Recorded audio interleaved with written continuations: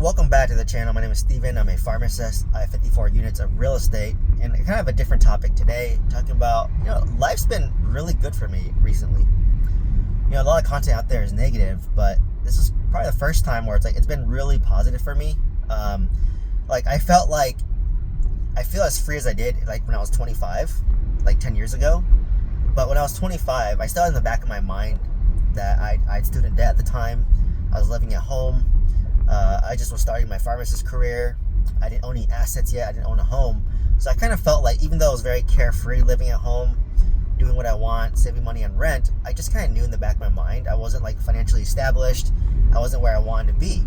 So I've been grinding from 35 all the way up until probably now.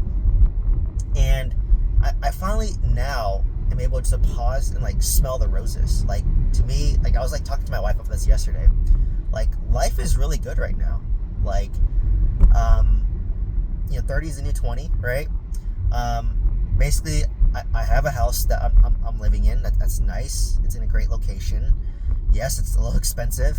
The mortgage all in, property tax, insurance, HOA, it's $7,500. Fortunately, my wife and I can afford it because we're both high income W-2s. And then I don't need to live off my real estate portfolio, but as I have another video, my real estate portfolio is getting hit right now because of more evictions, more non-payment, and then more repairs. So, the cash flow is not doing the greatest right now. That's why you need reserves. So besides that, it's pretty stable for the most part. When property managers are handling it, they're turning the properties, they're renting out the units. So I just touch base with them, once a month to see how things are going. But it's pretty much on autopilot because, fortunately for me, my property managers are very strong. For my single family homes, same tenants, they've been paying on time. I have one tenant where they're a little bit late. Unfortunately, I have to kind of hound them a little bit more to pay me. But I think they just hit some hard times financially. Most people are living paycheck to paycheck, if I'm being honest, and I think they just got hit with a medical expense of some sort, and they just couldn't catch themselves up, or that's at least what I'm being told, and I like to believe them. I don't think people are intentionally lying to me, but I have tenants lie to me before, so slight skepticism, but they've been great tenants. But like you said, I got at my house. I've been married now for almost 6 months to my beautiful wife, Christine. So basically, we don't think about weddings anymore. We don't think about the house is stabilized. I've been living there for a year and a half. We've been at our new jobs for about a year and a half now. So things are a little bit easier. It's more on autopilot. I got my car, and then my car the Tesla doesn't require much maintenance. No oil changes, no repairs so far. Just literally rotated my tires and changed the air filter. That's it. And had some repairs here and there, but those are all warranty requests, fortunately. And then, basically, what else? We're well capitalized at this point. We have such a large emergency reserve. I think I was stressed for the past 2 years because I wiped out my emergency fund, scaling my real estate portfolio and trying to recover from my real estate portfolio. I was very asset rich, cash poor, but over the past year and a half, Christine and I have finally built up our cash reserves.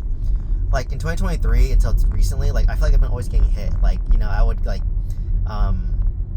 was losing $10K a month for my mobile home park. Finally sold my mobile home park, got $50,000. But after I got $50,000, my car broke down, so I had to get a car loan. And then I basically filed my taxes, got a lump sum for my tax returns, but I used that lump sum for my tax returns to basically pay off my Tesla. And then, so I dropped my reserves. And then I bought my current house, so I had to drop my reserves again. So I always felt like I was chasing myself. But now we finally built up a decent reserve to the point where Christine and I are buying properties all cash and doing cash out refinances, right? So at this point, I feel like I'm in such a strong position financially that I'm so unemotional in terms of buying real estate that I don't need to buy any real estate. I have 50 units plus. I don't need to buy real estate, but if it's a really great deal and it makes sense for me, and right now it does because I'm getting super great discounts and I'm doing cash out refinances where at most I'm just leaving $10,000 in the deal, but I'm trying to leave $0 in the deal if possible, but leave $10,000 in the deal and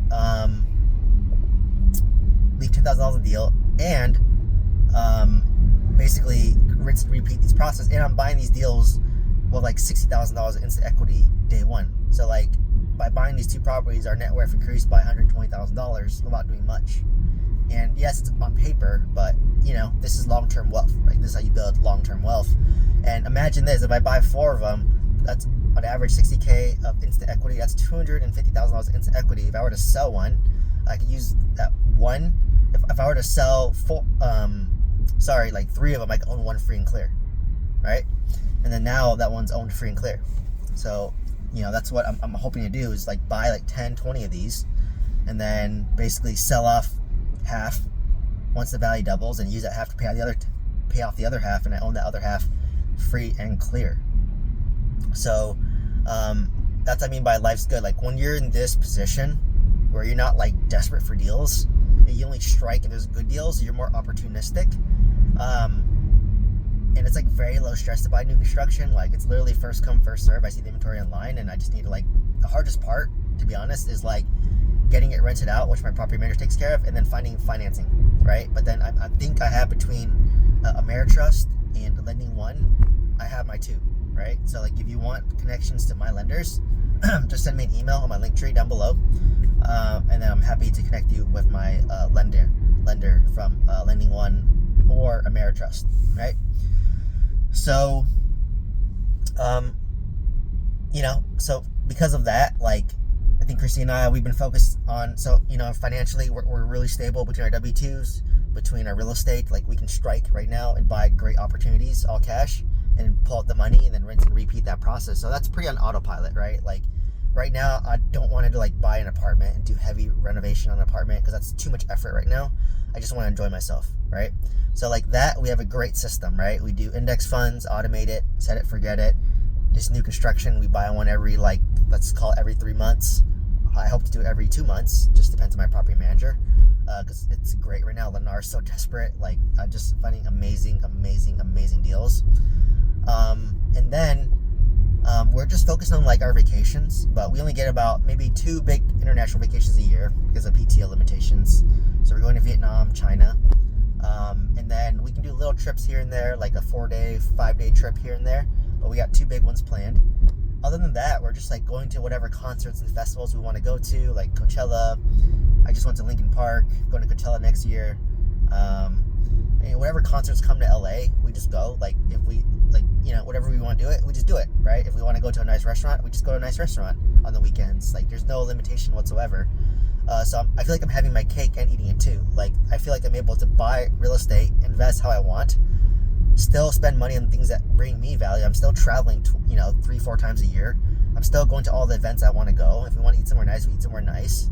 And despite that, I'm still able to buy a bunch of real estate. Like I think Christina and I, we're like in the best shape of our lives right now, because we work out like 3 to 4 times a week, and we actually work out together. And then we actually, like, on days we don't work out, we go for like walks after dinner to de-stress and to like help digest. So that's been going, and like we literally like do everything. Like we watch all the TV shows that we want to watch. That's like we watch all the anime, the K-drama, the movies, the Netflix shows. Like we watch everything. I watch all my sports, like 49ers, Warriors. If we want to hang out with friends, we'll hang out with friends. Like Christine just celebrated her birthday recently, so we had a bunch of friends over for like a pool party. So like life's been like really good. Like it's been so carefree. Like we're not focused on like we feel like we're established.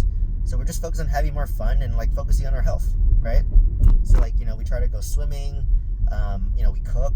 Like so like there's a way to do everything, but you have to like grind to get to that point, right? Because like I never felt this way. Like I for most of my 30s, if I'm being honest, I felt very broke. I felt very poor. I felt stressed. But now at 35, I'm like, wow, this is like really a great position that I've been in, that I put myself in. So like very grateful for that, right? So it's really about that mindset, and that's why I learned that, like, dude, success is legitimately just about mindset. Because like financially I'm no different, but then like in my mind right now I feel more abundant, and I feel like, oh, I finally made it. So like, I have nothing like left to prove, if that makes sense. But this is when you become the most dangerous, because I literally told Lennar, like, at this point I own 50 units of real estate. Like, I am unemotional when it comes to real estate. If you give me my price and I can make it work, I will buy from you every 2 months. And I have a tracker because I literally bought one, and 2 months later, guess what? I have another one. And guess what? If you give me my price in 2 months, I'll buy a third one. And I just told him, literally, the limiting step is I need my property manager to just rent this property out. Once it's rented out, my lender will cash out, refinance this deal, and I'll buy another one, right? You just give me my price. Give me my price. And the rest, I'll make happen, right? So, and they know what my price is. It's $256K. That's my price. Give me that price on a 4-bedroom, 2-bath, 2,100 square foot, and I can rent that out for $2,100. I'll do it all day, every 2 weeks. And I told him that. I'm unemotional. Give me my price. What can you do? Give me my price, right? So that's when you become the most powerful, is when you're unemotional and you're just striking at the right deals. And if the deal isn't there, you don't need to move, right? Like I always say, make offers that make sense for you and only you. And if they say no, then just follow up in like a week or two or a month, right? So that's all it is. You just make an offer and you follow up in a week or two, and then you rinse and repeat that process, right? So that's why I was talking to my wife yesterday. I said, like, my God, our life is like so amazing right now. Like, it's so stress free. Like, everything's like stabilized. So as we start to like family plan for like a kid, probably around this time next year, ideally, assuming no complications. But yeah, we're finally in a very strong position, and for me, I like to create systems and put in the work one time, and after you put in the work, you just kind of chill. Right? That's always been my mantra and my mentality is you put in work once, let the system do its thing, and then scale the system up. So I want to get creative and see how things happen from there. So anyways, hopefully you found value from this. Hopefully this inspires you. I'm not trying to brag or anything, but I basically felt very broke and poor from 23 to 35, and finally I paused and just like, wow, like it's been a grind of 12 years, and now I can spend money on what matters the most to me. So I'm still very intentional in how I spend my money.